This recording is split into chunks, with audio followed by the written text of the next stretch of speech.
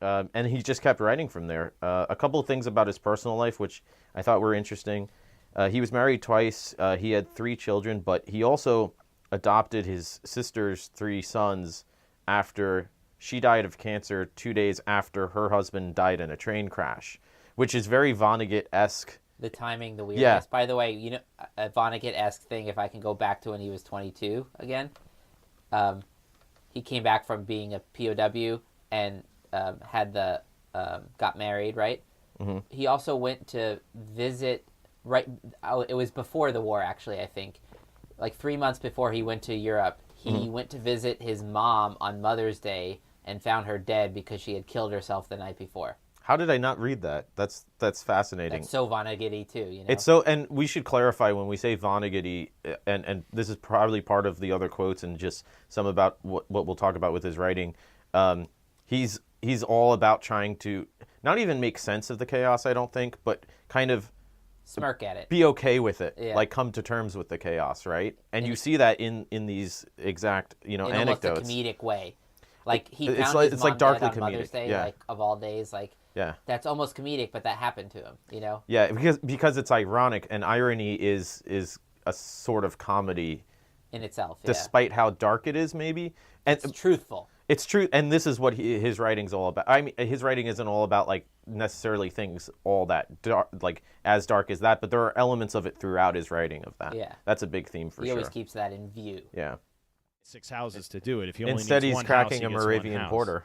Right. But see, that's the problem. You don't need a beer, so and you're not really good at making beer. Even if you were really good at making beer, you don't need as much. So no, you only get we one do beer. need a beer. That's why we're This is cracking also one. the philosophy of, I think it's the philosopher Peter Singer. I could be off on that, but he says something like, no, it's not him, it's someone else, but every dollar spent on anything but the essentials of surviving is a dollar that has a starving child's blood on it. Well, figuratively, Yeah, definitely. it's not wrong. It's definitely not wrong. That's what I mean. It's like, of course it's true, but like, Yeah. I don't know how you would rectify that Well, from reality. you can make that argument. You could say, Luke, you pouring this beer right now, how dare you not put that money But towards I already had it. saving? But I want more. Joe, you're making me feel bad. I just Luke, want my beer. You're basically pouring blood Joe, into our I glass. need my beer. Let me pour the beer. You're absolutely right, though. No, but that's. I mean, there is some truth there in a There's definitely sense. some truth there. My thought on it is it's a little bit too black and white. This is The problem is people throw that out the window where they don't even want to think about it, and it's like. Sure.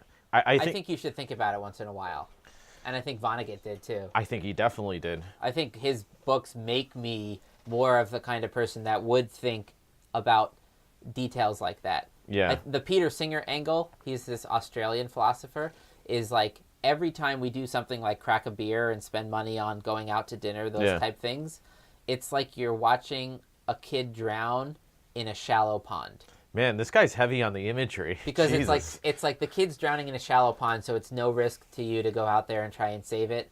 Yeah. Yet here you are spending $100 going out to dinner for Valentine's Day with your wife or something. Yeah. When you could have donated that to someplace that went towards. But do you think because that's it's so overwhelming, you just reject it. Like I knew a guy who was a missionary with his wife when I used to work at this country club. And they stayed members of the country club because they liked to play tennis there. And they used to have like a really nice house, $1 million house in that neighborhood. It was a really fancy area. And they downsized to like a little ranch. And they bought a place in Africa that they would go to like 6 months out of the year because he was a doctor. And he would do volunteer work. And they went from being wealthy, like upper class, upper middle class people to being lower class in what they could afford and stuff because they went. Yeah. So it was like, wow, you're really doing that. Instead of trying to buy a boat, you're out there doing that stuff. But then I saw a YouTube video where this I guess social justice warrior was saying to like attention white people that want to help people of color. If you want to be an ally, is the term, is to give up your house, sign over the deed to a black Right, person, I saw like that, yeah. take your woke. children out of your will and put some disadvantaged people in there. And it's like, well, that's like, it's just too much. First of all, that's insane, and I'm helping the other half of the 1% of the world population. Is that what you do? Try to help people in your own society that are being fucked over, but when compared I to the think rest of the world, they're way better off? Or do I go to some place I've never? Do I go to some place I've never been, and try to think I'm helping people? Am I any better than the Christian missionaries that came hundreds of years ago? They're like, oh, we'll help you. Just find Jesus, and you can't lay with these many women, and you can't be this part of your culture, and just fuck them up.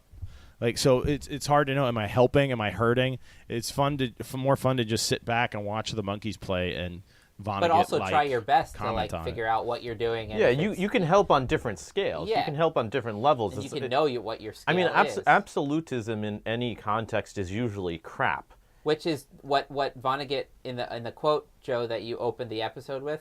I like that quote, by the way. The totalitarian mind. Yeah. So let me just give a little background.